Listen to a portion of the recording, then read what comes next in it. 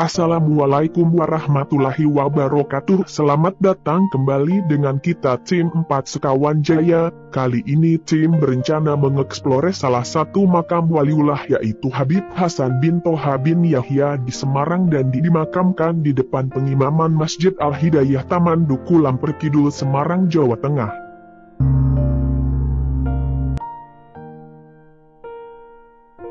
Al-Alamah Al-Arif Billah Al-Qutbil Gautsal Habib Hasan bin Toha bin Yahya, yang lebih dikenal dengan nama Syekh Keramat Jati, lahir di kota Cirebon, dari pasangan Qutbil Aqtab Habib Toha bin Muhammad Al-Qadi bin Yahya dengan Syarifah Fatimah binti Husain bin Abu Bakar Al-Idrus.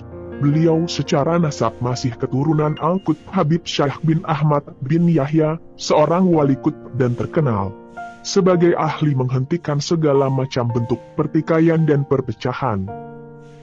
Sejak kecil di kota Inat Hadramaut, beliau mendapat pendidikan langsung dari kedua orang tuanya sampai hafal Al-Quran sebelum usia 7 tahun.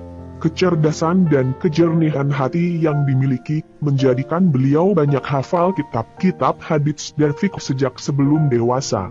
Di samping belajar ilmu syariat, Habib Hasan juga belajar ilmu thariqah kepada para ulama dan ulia waktu itu, khususnya dari orang tua dan guru-guru beliau di Tarim. Di antara guru beliau adalah Habib Ahmad bin Umar bin Smith, seorang wali kutub pada zaman itu. Selain di Tarim, guru beliau di Nusantara antara lain Qutbil Gautsal Habib Alwi bin Abdullah Bafakih dan beberapa ulama di Jawa, Cirebon, Banten. Beliau kemudian meneruskan ke Maghribi dan India beberapa bulan saja, dan sempat keliling ke beberapa negara Timur Tengah khususnya, sehingga banyak mendapat pengalaman dan melihat peranan-peranan penjajah seperti di Aljazair dan sebagainya.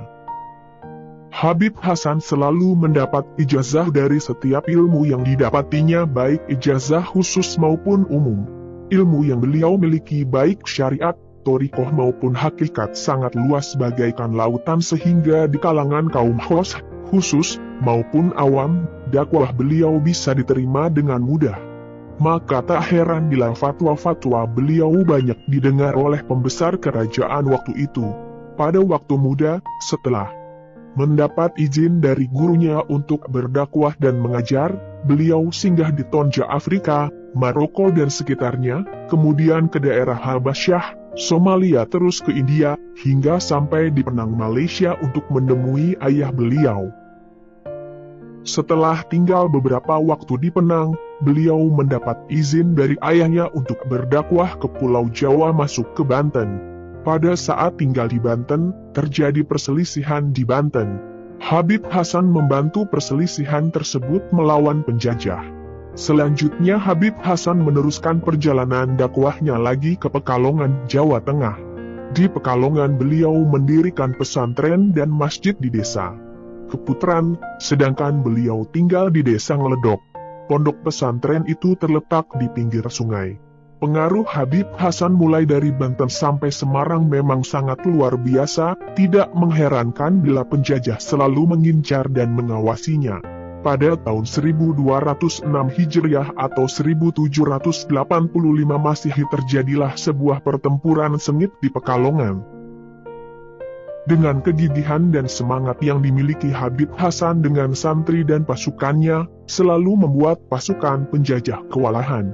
Tetapi sebelum meletusnya Perang Padiri, pesantren Habib Hasan sempat dibumi hanguskan oleh penjajah. Beliau hijrah ke wilayah masuk ke wilayah Yogyakarta. Sejak sekitar tahun-tahun 1790-an beliau berjuang melawan penjajah dan mengamankan daerah sekitar perbatasan Jawa Tengah dan Yogyakarta, sekarang, yang dulu adalah wilayah Kerajaan Mataram.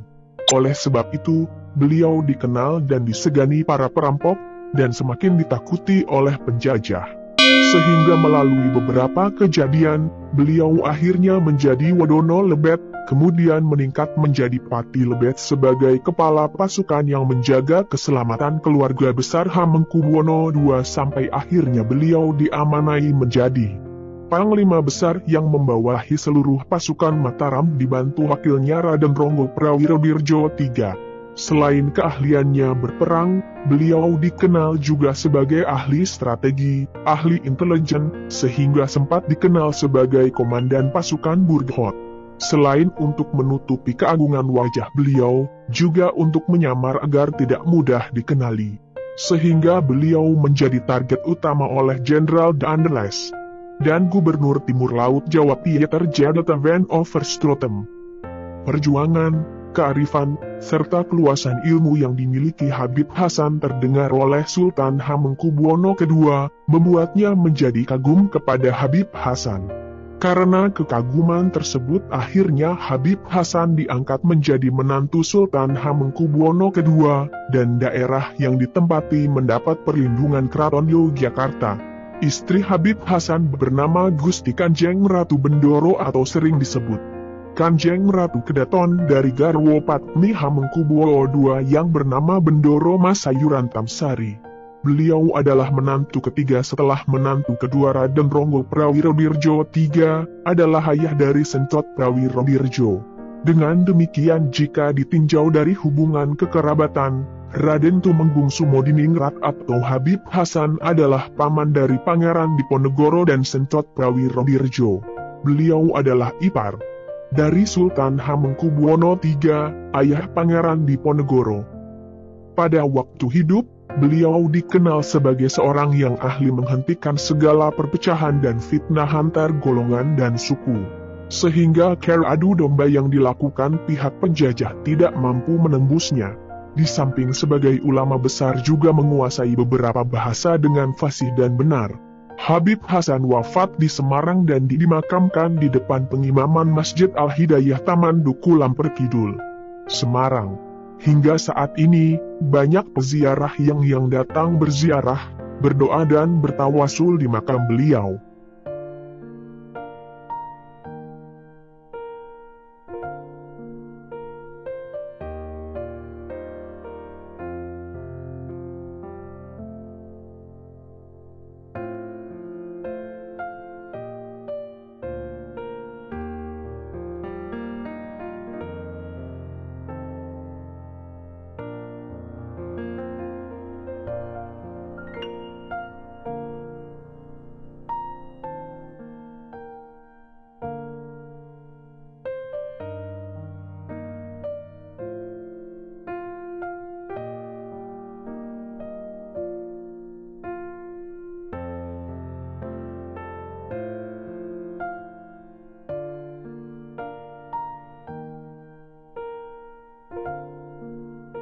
Cukup sekian dan terima kasih telah mengikuti sedikit cerita yang kita dapat mengenai Habib Hasan bin Toha bin Yahya di Semarang.